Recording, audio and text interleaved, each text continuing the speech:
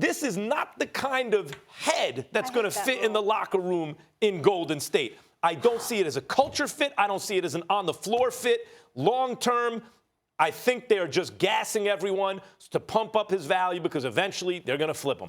I think you're wrong. And I think you're wrong, but the primary reason I don't agree with you is because I think you're married to what you have seen, and you're not giving a champion, a 5-time Western Conference champion and a 3-time NBA champion over the last 5 years, enough credit to making adjustments. Either the organization is great or it's not. Either Steve Kerr is a great coach or he's not. Either Steph Curry is a great point guard, not just the greatest shooter that we've ever seen, and one of the most unselfish superstars that we've ever seen, or not. And then we take into account D'Angelo Russell. And I'm going to do something on national TV right here that most people wouldn't expect from me. I'm going to look at D'Angelo Russell, and I'm going to give him the benefit of the doubt. And I'm going to sit up there and say, we're going to ignore your past transgressions with Swaggy P and Iggy Azalea. We're going to ignore your past transgressions with the weed trying to get it through LaGuardia Airport security. And we're going to ignore all of that, okay?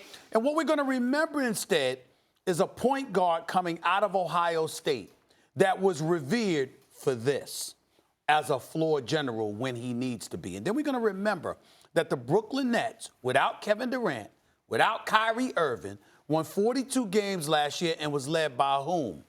That guy. 21.7 assists per game, 36% shooting from three-point range, made some big shots, made some big-time plays, was also an all-star. And then we're going to take this into account. We have alternate. He was an alternate. Oladipo got hurt. He was an alternate because Oladipo got hurt. Absolutely correct. Now we're going to take into account what we're talking about him walking into. This dude can shoot from the perimeter. Is he a marksman? Hell no. Not to the degree of Steph Curry or Klay Thompson. We get that. But he is somebody that will facilitate the marksman that Steph Curry is. And because of what he's able to bring to the table, don't judge D'Angelo Russell by what you see early. Judge him by the maturation. Hold on. Judge him by the maturation process that takes place.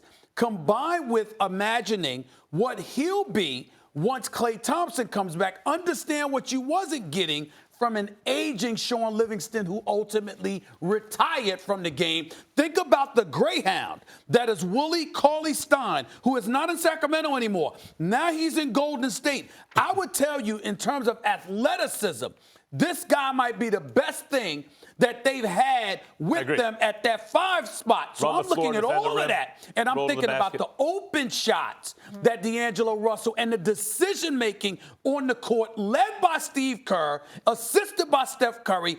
I like Golden State. You have a lot of stuff I want to respond to. I like a bunch of points. Number one, I agree. D'Angelo, first of all, I like your point about let's see what he can become. Right? In this environment, I just said the same thing about Nugent on the Patriots, right? Like, let's see what he can become in this environment. He was the number 2 overall pick, and let's see what happens. I agree with you also that he's going to have value this season. I'm not saying he won't, but Stephen A., assuming Klay comes back healthy, there are finite resources on a basketball team. Steph, Klay, and Dre, all paid, all the nucleus of the team. You're going to then devote $20+ million to your number 3 guard? Because he's going to be the 3rd guard in the 3-guard rotation. That's not what we're talking about here. We're talking about how he's going to look on the court with them. I'm saying long-term, the way they're talking him up long-term, I don't believe that for a second. You need to spread those resources around. Small forward, at the 5, not to spend it on a number 3 guard. But what I'm trying to see, this is my problem. I'm talking basketball. I'm not talking finance. I'm not talking about keeping them long-term. I'm saying, just so we know, will D'Angelo Russell be a perfect fit for the Warriors? I just want you to know my thinking is, will he be a perfect fit for the Warriors for this season? He's I'm just saying. I'm just thinking about. I hear what you're saying. A perfect fit would be a 2-way guard who can play defense and shoot the 3. Like if they would have gotten on the Lakers now, just came from Toronto originally with Danny Klay. Green? I've blanked. I'm sorry, Danny Green. Okay. Danny Green would be a very nice fit with this team. Can hit a big shot, can defend multiple positions, is dogged on the perimeter. There's a fit next to Steph Curry playing with Draymond Green. I disagree with you. I think Danny Green would be a perfect fit if he were playing with Steph and Klay.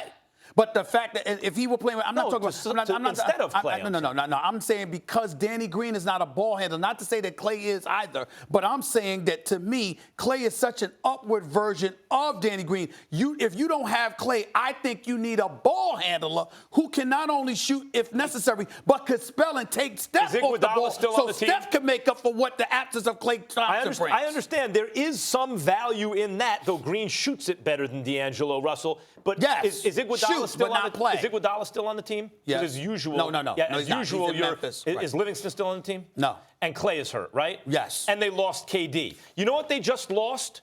Perimeter defense all over the place. Everywhere you look, it's gone. As usual, you're ignoring that side of the floor. Well, does D'Angelo Russell bring that? I'm ignoring it for a reason. I'm looking at them thinking, again, when the question is asked, what I'm ultimately imagining is Klay Thompson coming back and how he fits. They did not acquire D'Angelo Russell to replace Klay. They acquired D'Angelo Russell to help hold down the fort to some degree. So once Klay returns, it all fits. Come postseason time.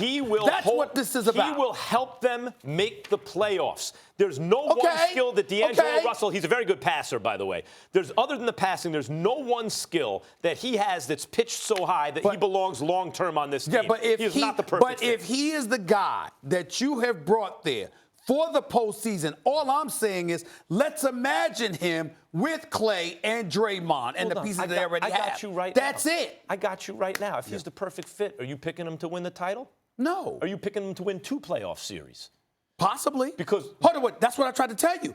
You're picking them to win 2 playoff series? I haven't made that decision yet. I have not. I am thinking the Golden State Warriors have a chance to get back to the Western Conference Finals. I think they're going to knock somebody off. They'll win a playoff series if they're lucky. Okay. So we're talking about 1 playoff series. You think they'll win 1? I think they might win 2.